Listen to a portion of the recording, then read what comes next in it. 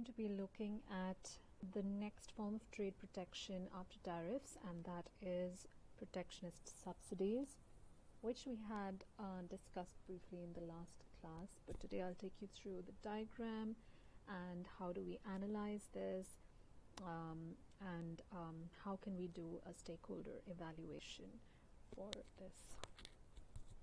So protectionist subsidies, when they are used for trade protection, they are called protectionist subsidies, and they are generally of two types. They could be a production subsidy as well as an export subsidy. Both of them are in your course. We'll be looking at production subsidies first, and then we'll look at export subsidies in the next video. So these production subsidies are used for trade protection, and let's take the market for oranges in Thailand, which was the same example we were doing last time. And we have the same diagram with a price axis, a quantity axis, and you have the downward sloping domestic demand curve, which represents the demand of the consumers in Thailand for oranges, and the supply domestic curve as dome, which represents the supply for Thai producers of oranges. Now the intersection of D dome and S dome is up here. So if I mark that in the diagram, and then I can take a dotted line to the price axis and look at the domestic price or the Thai price for oranges when the country was not open to trade. It's a pretty high price, and then this would have been the domestic quantity, which is not really that much. And consumers would only get from here to here of oranges, and of course that would be the supply, and it would have been pretty less oranges for a really high price. Assuming that this country has opened up to trade, and we can clearly see that the world price is much lower than the domestic price for oranges. So the P dome is the green, written in green, it's pretty high, and if the country opens up to trade, you have PW, which is much lower than the domestic equilibrium price of oranges in Thailand. The world supply curve SW, as we know, is perfectly elastic.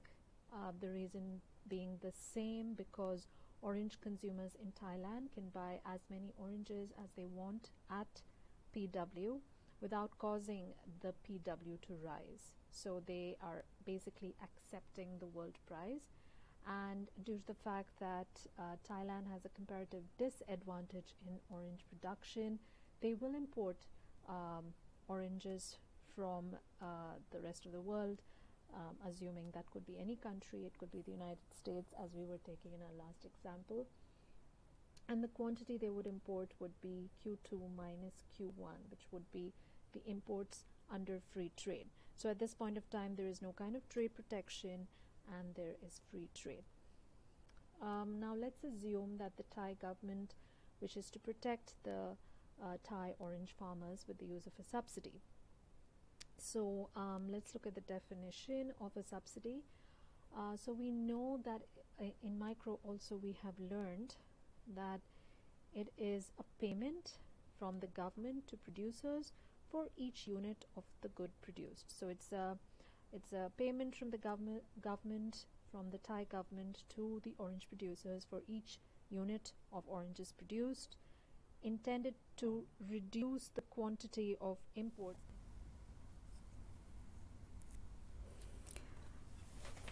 So these are production subsidies used for trade protection, and hence the intention in this case is to reduce the quantity of imports of oranges from the world and allow domestic orange producers to sell more oranges and earn higher revenues. So the intention is for quantity produced to increase, right? Domestic quantity produced, so that we import less from abroad. Obviously we know that we have studied this in micro, that a subsidy in a sense, acts like a decrease in the cost of production for the producers. Their cost of production reduces because the supply curve, as we know, would get impacted because it represents the marginal cost of producing a product, right? The additional cost of producing one more unit of the product. So that would go down, that marginal cost would reduce because of the per unit subsidy. So every unit consequently is going to be cheaper, which means there will be a decrease in the cost of production. So how can we show this subsidy, and what would it look like on our graph? So because the cost of production is going to decrease and it's going to become cheaper, the domestic producers are going to increase the supply of oranges. We know that the S dome in our graph, the upward sloping supply curve, represents domestic production of oranges, Thai orange producers. So that's going to shift to the right. Can stick that to the y-axis, and we would call that, we can call that SD or dome with subsidy, because it is with the subsidy or with sub. So there's going to be a rightward shift of the S-dome curve. And then what's going to happen to the price now? And what is the price at which domestic orange producers are going to sell the oranges? So if this was a normal subsidy diagram, in which was not a world trade diagram, we would look at this point, right? And we would look at how much, we would take it to the price axis and to the quantity axis. But because this isn't, and this is a world trade diagram, we can see that there are imports. And the idea is to give a subsidy such that these imports can be reduced. So Thai orange producers can now produce more at the world price. They cannot charge higher than the world price, otherwise the consumers are not going to buy them. Because if we see here, if we assume like, okay, the domestic producers are going to charge this price, right? If they do that, then we know that there's going to be an upward movement along the domestic demand curve, and the quantity demanded is going to reduce a lot, which is not the intention of the subsidy at all. The intention is to reduce the imports, but at the same time, it's not totally eliminating these imports, because the idea is not to harm the consumers but to benefit the domestic producers. So Thai orange producers are still going to have to sell at the world price, but now they can sell more at the world price. And if we look at this point over here, we will be able to see that this is the quantity that's now going to be produced by domestic orange producers or Thai orange producers. So there's definitely going to be an increase in the quantity produced. There's not going to be an increase in the price. The market price is still going to be PW, and the quantity demanded is also not going to change. It is still going to be QW. The only difference, so there's not going to be any movement along this D-dome curve. There is no movement along this curve. The only difference, of course, is that the imports are now going to reduce, because domestic Thai producers can increase from Q1 to Q3 their production. So obviously the imports are going to be lesser now. It's just going to be this much. So this is going to be the imports with the subsidy. Pardon the messy handwriting, but this is going to be the imports with the subsidy as opposed to the imports before. So we can definitely see that the imports have reduced from Q2 minus Q1 to Q2 minus Q3. That's going to be the amount of imports now. So the Thai producers have definitely gained. Now if we go back to the definition, we saw that the intention was to allow domestic producers to sell more of their product. So earlier they were selling Q1, now they're selling Q3. So that has definitely gone up. And then to earn higher revenues. So their earlier revenue was PW into Q1, and now their revenue is PW into Q3. So that's definitely higher, because if we look at the diagram and we look at the different rectangles, so this would have been their revenue before, PW into Q1, but now it is PW into Q3. So it is definitely much more. So they're earning higher revenues and they're selling more of their product. The price has not changed. The price they're selling at is not changing, but the quantity is increasing. And if the quantity is increasing, their revenue is increasing. So you just erase all of that from the diagram so that we can continue with our diagram. Okay. So let's look at the effect on stakeholders. One important thing to note that I have also mentioned over here is that domestic quantity demanded does not change. It stays at Q2. Domestic quantity demanded is still Q2. Okay. The effect on stakeholders, let's look at what's happening to domestic consumers. Well, they are still consuming Q2 and they're still paying the same price, PW. So in a sense, nothing is really happening to them. They are, they have no effect as such. It's a neutral change for them. There is no increase or decrease in their consumer surplus, which we can see on the diagram, because we know consumer surplus is the area below the demand curve and above the price. The price is PW. The demand curve is still the same. So this triangle over here would be the consumer surplus, and it is the same before and after the subsidy. So there's no change in consumer surplus. They're paying the same price for the same quantity. Let's look at the domestic producers now. So earlier, we can see that the domestic producers, they were only producing till Q1, and the price that they were charging was PW. So the area above the domestic supply curve and until the quantity that they were producing, and below the price was this much. But now what's happening is that they can produce till Q3, right? And the price that they're charging is still PW. But there's a slight thing to note over here. Remember that this vertical distance between the two supply curves, the two upward sloping supply curves, is the per unit subsidy. This is the per unit subsidy, which means this is paid by the government and this is not something that the domestic producers have to bear.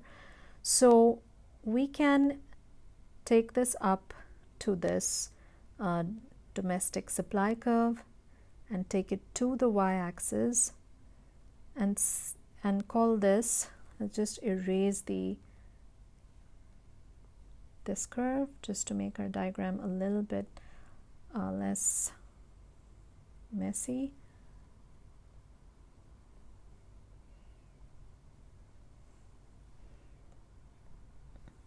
And let's call this P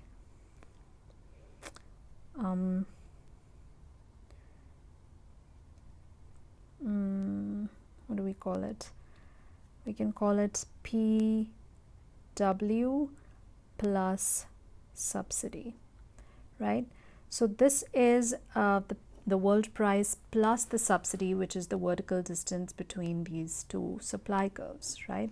But we know that this is borne by the government, and the producer surplus will be everything which is below the price and above the supply curve. And since this is the new price that the domestic producers are receiving, remember they are receiving PW, which is the price that the domestic consumers are paying, as well as this vertical distance, which is the subsidy that the government is giving, which means that these producers are now having a producer surplus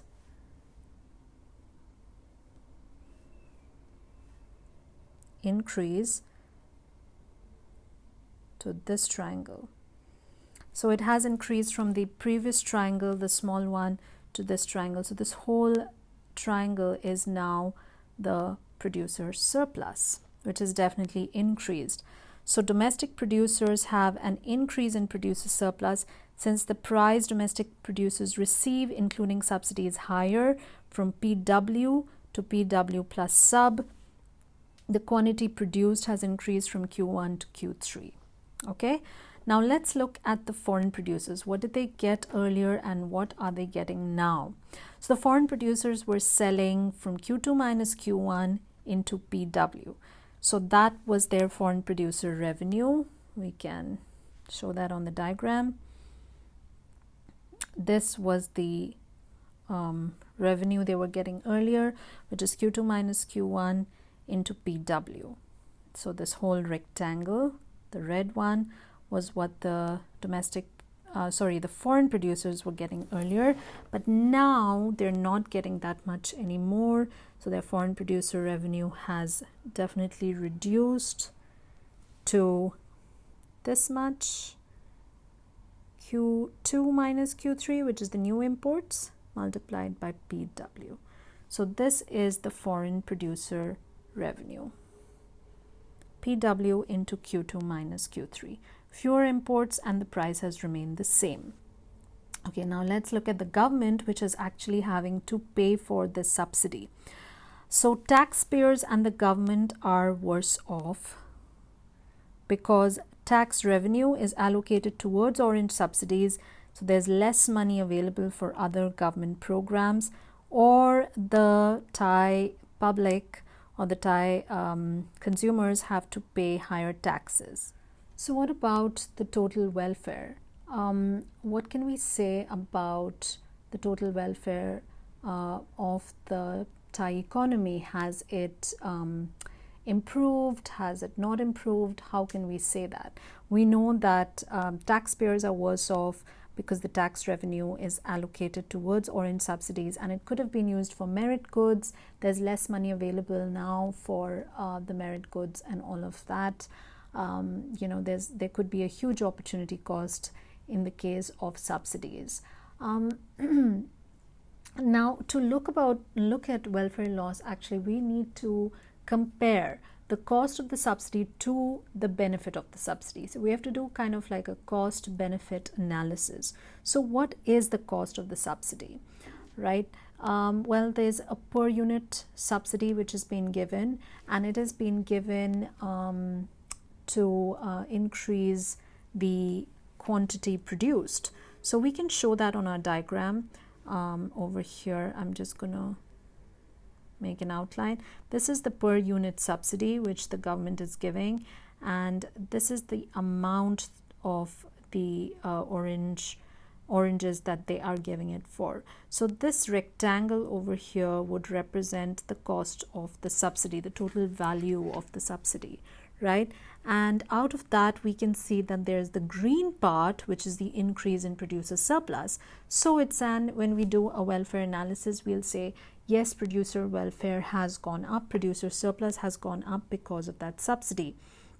But we can also see that there is a portion, maybe I will just show that in blue, there is this portion which is also part of the cost but has not brought any benefit to the producers, neither to the consumers, because the consumers' surplus is not really changing at all. So the consumers don't have any effect.